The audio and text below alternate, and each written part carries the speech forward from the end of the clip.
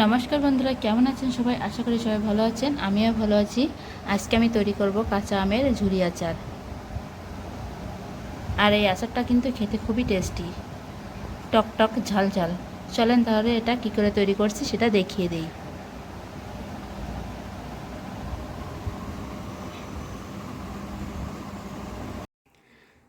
আমি আচারটা বানানোর জন্য এরকম 4টা আম নিয়েছি। আমগুলো কিন্তু একেবারে কাঁচা। এবার আমি এইগুলো খোসা ছাড়িয়ে নেব। খোসাগুলো কেটে ফেলে দিয়েছি। এবার এইগুলো কুচি কুচি করে কেটে নেব। এভাবে আমগুলো কুচি কুচি করে কেটে নিয়েছি। এবার আমি স্বাদ মতো লবণ, হলুদ আর শুকনো ঝালের গুঁড়া দিয়ে দেবো। দিয়ে এটা একটু আলতো করে মেখে নেব।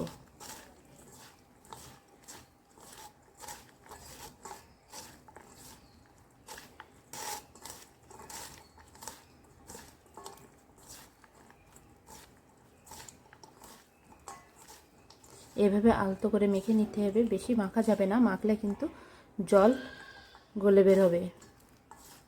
আমার কিন্তু মাখা হয়ে গিয়েছে। এবার এটা একটা পাত্রে রোদে দিয়ে শুকিয়ে নেব। এখন কিন্তু খুবই কড়া রোদ, আর একটা রোদেই কিন্তু আমগুলো ভালো করে শুকিয়ে যাবে।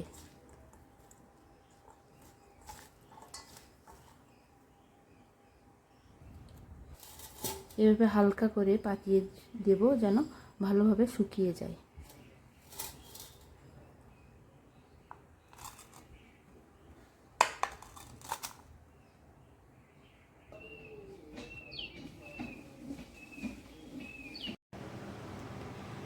আমগুলো শুকিয়ে গিয়েছে, দেখেন। এবার এগুলো উঠিয়ে নেব।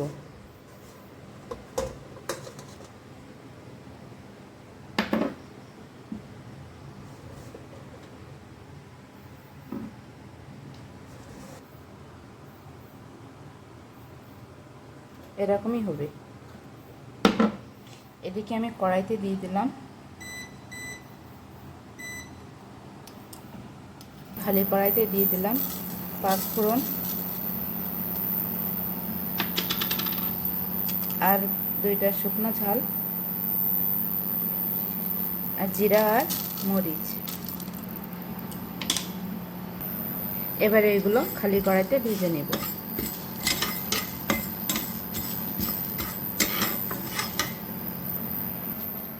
বন্ধুরা, আমার মশলা ভাজা হয়ে গিয়েছে। এবারে এইগুলো ছিলি ফেলে গুঁড়ো করে নেব। এবারে এগুলো ছিলি ফেলে গুঁড়া করে নেব। এবার আমি কড়াইতে দিয়ে দিলাম সরিষার তেল।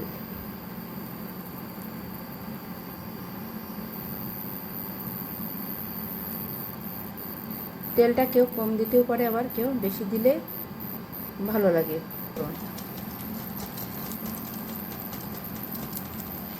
অল্প করে দিয়ে দেবো, যেহেতু আগে পাঁচফোড়নের গুঁড়া করে নিয়েছি।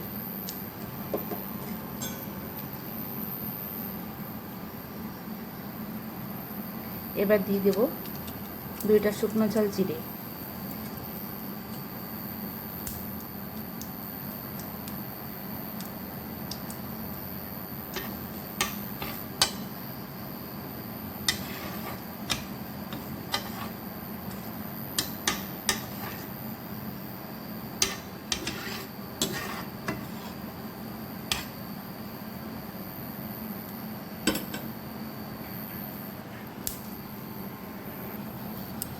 এবার আমি তেলের ভিতরে গুঁড়া মশলা দিয়ে দেব।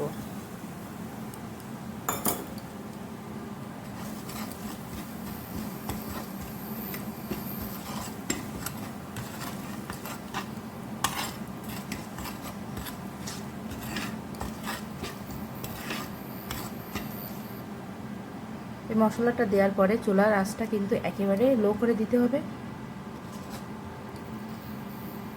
আমার কিন্তু মশলাটা তৈরি হয়ে গেছে পারফেক্টভাবে আচার তৈরি করার জন্য। এবার আমি চুলাটা অফ করে দেব। তারপর আমি আমগুলো দিয়ে দেব। দিয়ে ভালো করে তেলের সাথে আর মশলার সাথে আমগুলো মেখে নেব।